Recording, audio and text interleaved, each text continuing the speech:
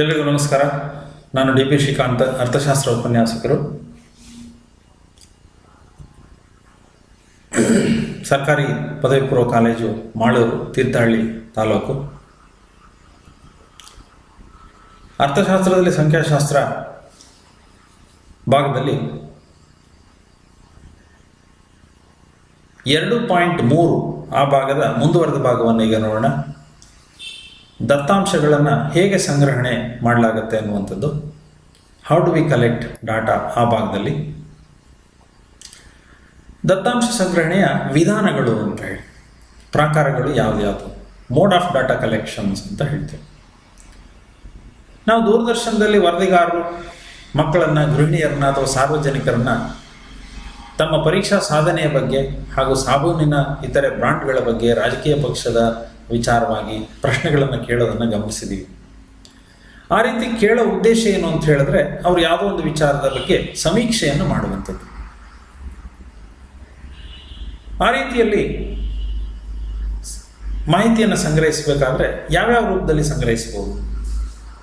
ವೈಯಕ್ತಿಕ ಸಂದರ್ಶನಗಳ ರೂಪದಲ್ಲಿ ಸಂಗ್ರಹಿಸಬಹುದು, ಅಂಚೆ ಮೂಲಕ ಸಮೀಕ್ಷೆ ನಡೆಸಬಹುದು, ದೂರವಾಣಿ ಸಂದರ್ಶನಗಳನ್ನು ಮಾಡ್ಬೋದು. Mode of data collection. The purpose of asking questionnaire is to do survey for collection of data. There are 3 basic ways of collecting data: personal interviews, mailing survey, telephone interviews, etc. ಅದರಲ್ಲಿ ಒಂದು ವೈಯಕ್ತಿಕ ಸಂದರ್ಶನ, personal interviews. ಶೋಧಕ ಎಲ್ಲ ಸದಸ್ಯರೊಡನೆ ಸಂಪರ್ಕ ಹೊಂದಲಿಕ್ಕೆ ಸಾಧ್ಯವಾದಾಗ ಆ ವಿಧಾನವನ್ನು ಬಳಸಲಾಗುತ್ತೆ. ಅಂದರೆ ವೈಯಕ್ತಿಕ ಸಂದರ್ಶನ ರೂಪದಲ್ಲಿ ಸಂದರ್ಶನವನ್ನು ನಡೆಸಿ ಮಾಹಿತಿಯನ್ನು ಸಂಗ್ರಹಿಸಲಾಗುತ್ತೆ. ಶೋಧಕ ಪ್ರತಿವಾದಿಯ ಜೊತೆ ಮುಖಾಮುಖಿ ಸಂದರ್ಶನವನ್ನು ನಡೆಸ್ತಾನೆ. ವಿವಿಧ ಕಾರಣಗಳಿಂದ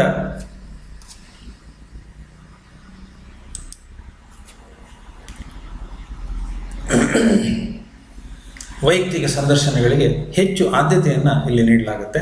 ಇಲ್ಲಿ ಪ್ರತಿವಾದಿ ಮತ್ತು ಸಂದರ್ಶಕರ ನಡುವೆ ವೈಯಕ್ತಿಕ ಭೇಟಿ ಆಗತ್ತೆ, ಭೇಟಿಯಾಗಿ ಮಾಹಿತಿಯನ್ನು ಸಂಗ್ರಹಿಸಲಾಗುತ್ತೆ ಅಂತ. ಅನುಕೂಲಗಳೇನಿದ್ರಿಂದ ಸಂದರ್ಶಕನಿಗೆ ಅಧ್ಯಯನದ ವಿವರಣೆ ನೀಡುವ ಮತ್ತು ಪ್ರತಿವಾದಿಯ ಯಾವುದೇ ಪ್ರಶ್ನೆಗಳಿಗೆ ಉತ್ತರ ಕೊಡುವಂತಹ ಅವಕಾಶವಿರುತ್ತೆ. ನಿರ್ದಿಷ್ಟವಾದ ಪ್ರಮುಖ ಉತ್ತರಗಳಿಗೆ ವಿವರಣೆ ನೀಡುವಂತೆ ಸಂದರ್ಶಕ ಪ್ರತಿವಾದಿಯನ್ನು ಕೋರಬಹುದು. ಅಪಾರ್ಥ ಮಾಡಿಕೊಳ್ಳೋದನ್ನು ಮತ್ತು ತಪ್ಪಾದಂಥ ವಿವರಣೆ ನೀಡೋದನ್ನು ತಪ್ಪಿಸಬಹುದು. ಪ್ರತಿವಾದಿ ಪ್ರತಿಕ್ರಿಯೆಯ ವೀಕ್ಷಣೆಯಿಂದ ಪೂರಕ ಮಾಹಿತಿಯನ್ನು ನೀಡಬಹುದು. ವೈಯಕ್ತಿಕ ಸಂದರ್ಶನಗಳು ಕೆಲವು ಅನಾನುಕೂಲಗಳನ್ನು ಕೂಡ ಹೊಂದಿವೆ. ತರಬೇತಿ ಹೊಂದಿರುವಂತಹ ಸಂದರ್ಶನಕಾರ ಬೇಕಾಗತ್ತೆ. ಹಾಗಾಗಿ ಅದು ದುಬಾರಿಯಾದಂಥದ್ದು, ಹೆಚ್ಚು ಸಮಯವನ್ನು ತೆಗೆದುಕೊಳ್ಳುತ್ತೆ. ಕೆಲವೊಮ್ಮೆ ಶೋಧಕನ ಉಪಸ್ಥಿತಿಯಲ್ಲೇ ಉತ್ತರ ಹೇಳಬೇಕಾಗಿರೋದ್ರಿಂದ ಸರಿಯಾದಂತಹ ಮಾಹಿತಿ ಹೊರಗಡೆಗೆ ಬರದೇ ಇರಬಹುದು ಅನ್ನುವಂಥದ್ದು. This method is used when the researcher has access to all members. The researcher conducts face-to-face interviews with the respondents. Personal interviews are preferred due to various reasons. Personal contact is made between the respondent and the interviewer. The interviewer has the opportunity for explaining the study and answering and query of the respondent. The interviewer can request the respondent to expand an answer that are particularly important. Misinterpretation as misunderstanding can be avoided. Watching the reaction of the respondents can provide supplementary information. Personal interviews has some other demerits too. It is expensive, and as it requires trained interviewers, so it is expensive. It takes longer time to complete the survey, long time. Presence of the researcher may inhibit respondents from saying what they really think. ಅವರು ಹೇಳಬೇಕಾದ್ದನ್ನು ಹೇಳದೇ ಇರ್ಬೋದು, ಯಾಕಂದರೆ ಪ್ರಶ್ನೆ ಕೇಳುವಂತಹ ವ್ಯಕ್ತಿ ಎದುರುಗಡೆಯಲ್ಲಿ ಇರೋದ್ರಿಂದ. ಎರಡನೇದು ಅಂಚೆ ಮೂಲಕ ಸಮೀಕ್ಷೆ ನಡೆಸೋದು. ಮೇಲಿಂಗ್ ಕ್ವೆಶ್ಚನೇರ್ ಅಂತ ಹೇಳ್ತೀವಿ. ಸಮೀಕ್ಷೆಯೊಂದರಲ್ಲಿ ದತ್ತಾಂಶಗಳನ್ನು ಅಂಚೆ ಮೂಲಕ ಸಂಗ್ರಹಿಸಿದಾಗ ಶೋಧಕ ಪ್ರತಿಯೊಬ್ಬ ವ್ಯಕ್ತಿಗೆ ಪ್ರಶ್ನಾವಳಿಯನ್ನು ರವಾನಿಸಬೇಕಾಗುತ್ತೆ. ನಿಗದಿತ ದಿನಾಂಕದ ಒಳಗಡೆಯಲ್ಲಿ ಉತ್ತರವನ್ನು ಪೂರ್ಣಗೊಳಿಸಿ ಹಿಂದಿರುಗಿಸಲಿಕ್ಕೆ ಕೋರಲಾಗುತ್ತೆ. ಪ್ರಶ್ನೆಯನ್ನು ಅಂಚೆ ಮೂಲಕ ಕಳಿಸಬೇಕು. ನಿಗದಿಯಾದಂತಹ ದಿನಾಂಕದಲ್ಲಿ ಅದನ್ನು ಹಿಂತಿರುಗಿಸುವಂತೆ ಕೋರಿಕೆ ಮಾಡಲಾಗಿರುತ್ತೆ. ಅದನ್ನು ಅಂಚೆ ಮೂಲಕ ಸಮೀಕ್ಷೆ ನಡೆಸೋದು ಅಂತ ಹೇಳ್ತೀವಿ. ಇದರಲ್ಲಿ ಅನುಕೂಲಗಳಿದೆ. ಕಡಿಮೆ ಖರ್ಚಿನಲ್ಲಾಗುತ್ತೆ. ದೂರದ ಪ್ರದೇಶದ ಜನರನ್ನು ಸಂಪರ್ಕ ಮಾಡಬಹುದು. ಪ್ರತಿವಾದಿಯ ಮೇಲೆ ಸಂದರ್ಶಕ ಪ್ರಭಾವವನ್ನು ಬೀರೋದನ್ನು ತಡೆಯಬಹುದು. ಆತ ಉತ್ತರ ನೀಡಬೇಕಾದಂತಹ ವ್ಯಕ್ತಿ ಯೋಚಿಸಿ ಉತ್ತರವನ್ನು ಸಾಕಷ್ಟು ಸಮಯವನ್ನು ಅವನಿಗೆ ಉತ್ತರ ನೀಡಲಿಕ್ಕೆ ಸಾಕಷ್ಟು ಸಮಯ ಸಿಗುತ್ತೆ. ಅಷ್ಟೆಲ್ಲ ಅನುಕೂಲಗಳಿದೆ ಅದರಿಂದ. ಇತ್ತೀಚಿನ ದಿನಗಳಲ್ಲಿ ಅಂತರ್ಜಾಲದಲ್ಲಿ ಸಮೀಕ್ಷೆಯನ್ನು ನಡೆಸುವಂಥದ್ದನ್ನು ನೋಡಿದ್ದೀವಿ. SMS ಮೂಲಕ ಸಮೀಕ್ಷೆ ನಡೆಸೋದನ್ನು ನಾವು ಗಮನಿಸಿದ್ವಿ. Mailing questionnaire. When the data is in a survey or collected by mail, the questionnaire is sent to each individual by mail with the request to complete and return it by a given date. The advantages of this method are that it is less expensive and it allows the researcher to have access to people in remote access to. It does not allow influencing of the respondent by the interviewer. It also permits the respondents to take sufficient time to give thoughtful answers to the questionnaire. These days, online surveys through short messaging service SMS have become popular. ಅಂಚೆ ಮೂಲಕ ಸಮೀಕ್ಷೆ ನಡೆಸೋದ್ರ ಅನಾನುಕೂಲತೆಗಳು ಇದೆ. ಅದರಲ್ಲಿ ಅನಾನುಕೂಲತೆಗಳನ್ನು ಕಾಣ್ತೀವಿ. ಸೂಚನೆಗಳನ್ನು ಸ್ಪಷ್ಟೀಕರಿಸಲು ಕಡಿಮೆ ಅವಕಾಶ ಇರುತ್ತೆ. ಹಾಗಾಗಿ ಪ್ರಶ್ನೆಗಳನ್ನು ತಪ್ಪಾಗಿ ಅರ್ಥ ಮಾಡಿಕೊಳ್ಳುವಂತಹ ಸಾಧ್ಯತೆ ಇರುತ್ತೆ. ಪ್ರಶ್ನಾವಳಿಯ ರವಾನೆಯಿಂದ ಪ್ರತ್ಯುತ್ತರದ ಕೆಲವು ಅಂಶಗಳಿಗೆ ಅತಿ ಕಡಿಮೆ ಆಗುತ್ತೆ. ಅಂದರೆ ಪ್ರತ್ಯುತ್ತರದ ದರ ಕಡಿಮೆ ಇರುತ್ತೆ ಅಂತ. ಉತ್ತರ ಬರಬಹುದು ಅಥವಾ ಕೆಲವರು ಉತ್ತರವನ್ನು ಕಳಿಸ್ಕೊಡದೇ ಇರ್ಬೋದು. ಅಂದರೆ ಪ್ರಶ್ನಾವಳಿಗಳನ್ನು ಹಿಂತಿರುಗಿಸದೇ ಇದ್ದಾಗ ನಮಗೆ ಸರಿಯಾದ ಮಾಹಿತಿ ಬರದೇ ಹೋಗ್ಬೋದು. ಅಂಚೆಯಲ್ಲೂ ಕೆಲವೊಮ್ಮೆ ಆ ಪ್ರಶ್ನಾವಳಿಗಳು ಕಳೆದು ಹೋಗುವಂಥ ಸಾಧ್ಯತೆಗಳಿರ್ಬೋದು. The disadvantage of mail survey are that there is less opportunity to provide assistance in clarifying instructions. So there is a possibility of misinterpretation of questionnaire. Mailing is also likely to produce low response rates due to certain factors such as returning the questionnaire without completing it, not returning the questionnaire at all, loss of questionnaire in the mail itself, etc. ಮೂರನೇದು ದೂರವಾಣಿ ಸಂದರ್ಶನ, telephone interviews. ದೂರವಾಣಿ ಸಂದರ್ಶನದಲ್ಲಿ ಶೋಧಕ ದೂರವಾಣಿ ಮೂಲಕ ಪ್ರಶ್ನೆಗಳನ್ನು ಕೇಳ್ತಾನೆ.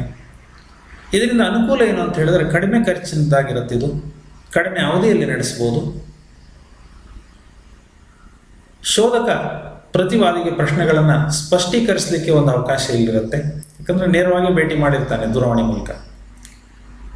ನೇರ ಸಂದರ್ಶನದಲ್ಲಿ ಉತ್ತರಿಸಲಿಕ್ಕೆ ಇಷ್ಟವಿಲ್ಲದಿದ್ದ ಪಕ್ಷದಲ್ಲಿ ದೂರವಾಣಿ ಸಂದರ್ಶನ ಬಹಳ ಅನುಕೂಲವಾಗುತ್ತೆ ಅಂತ. In telephone interview, the investigator asks questions over the telephone.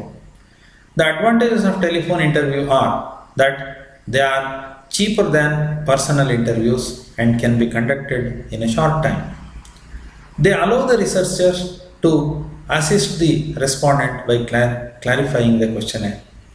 Telephone interview is better in the cases where the respondents are reluctant to answer certain questions in a personal interviews. ಈ ವಿಧಾನದಲ್ಲಿ ಅನಾನುಕೂಲತೆಗಳು ಇದ್ದಾವೆ. ದೂರವಾಣಿ ಸಂಪರ್ಕ ಹೊಂದಿದವರಿಗೆ ಇದನ್ನು ನಡೆಸ್ಬೋದು, ಆದರೆ ದೂರವಾಣಿ ಸಂಪರ್ಕ ಇಲ್ಲದವರಿಗೆ ಇದನ್ನು ನಡೆಸಲಿಕ್ಕೆ ಸಾಧ್ಯ ಆಗೋದಿಲ್ಲ. ಮತ್ತು ಕೆಲವು ಸೂಕ್ಷ್ಮ ಸಮಸ್ಯೆಗಳ ಬಗ್ಗೆ ಮಾಹಿತಿ ತಿಳಿಯಲಿಕ್ಕೆ ಸಹಾಯ ಆಗುವ ದೃಶ್ಯ ಪ್ರತಿಕ್ರಿಯೆಗಳಿಗೆ ಇದು ಅಡ್ಡಿಪಡಿಸುತ್ತೆ ಅಂತ. ಕೆಲವನ್ನ ಸಂಗತಿಗಳನ್ನು ತೋರಿಸಿ ಹೇಳುವಂತಹ ಸಂದರ್ಭ ಇದ್ದರೆ ಇಲ್ಲಿ ಸಾಧ್ಯ ಆಗೋದಿಲ್ಲ. The disadvantages of this method is access to people, as many people have not owned telephones. Telephone interview also abstract visual reactions of the respondents, which becomes helpful in obtaining information on sensitive issues. ಈ ಮೂರು ವಿಧಾನಗಳ ಅನುಕೂಲಗಳು ಅನಾನುಕೂಲಗಳು ಏನು ಅನ್ನೋದನ್ನು ಈ ಒಂದು ಟೇಬಲ್ನಲ್ಲಿ ಕೊಡಲಾಗಿದೆ. ಮೊದಲಿಗೆ ನೇರ ಸಂದರ್ಶನದ್ದು ಮಾಹಿತಿ ಇದೆ. ಎರಡನೆಯ ಕಾಲಮ್ನಲ್ಲಿ ಅಂಚೆ ಮೂಲಕ ಪ್ರಶ್ನಾವಳಿಗಳನ್ನು ಕಳಿಸೋದರ ಅನುಕೂಲ ಅನಾನುಕೂಲತೆಗಳಿದೆ. ಮೂರನೇದರಲ್ಲಿ ಇದು ಟೆಲಿಫೋನ್ ಸಂದರ್ಶನದ ಅನುಕೂಲಗಳು ಅನಾನುಕೂಲಗಳೇನು ಅನ್ನೋದನ್ನು ಕೊಡಲಾಗಿದೆ. ಇನ್ನೊಂದಿದೆ, ಅಲ್ಲಿ ಪೈಲಟ್ ಸಮೀಕ್ಷೆ ಅಂತ ಕೇಳಿದ್ವಿ, ಮಾರ್ಗದರ್ಶಕ ಸಮೀಕ್ಷೆ ಅಂತ ಕರಿತೇವೆ.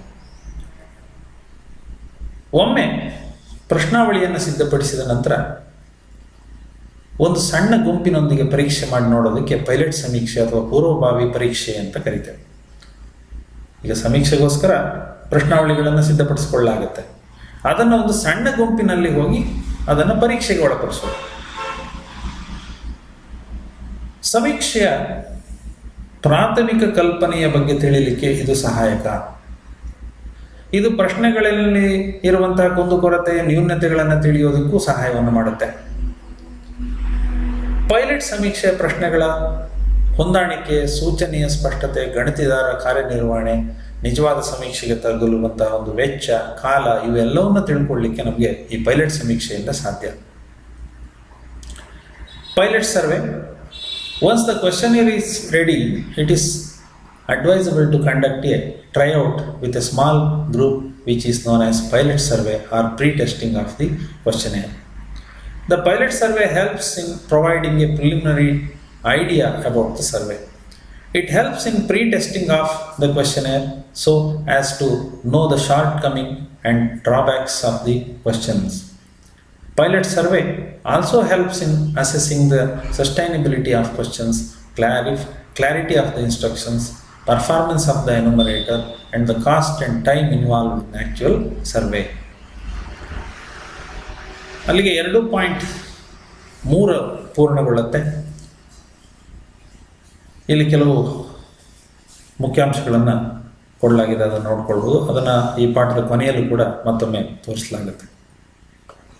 ನಮಸ್ಕಾರ.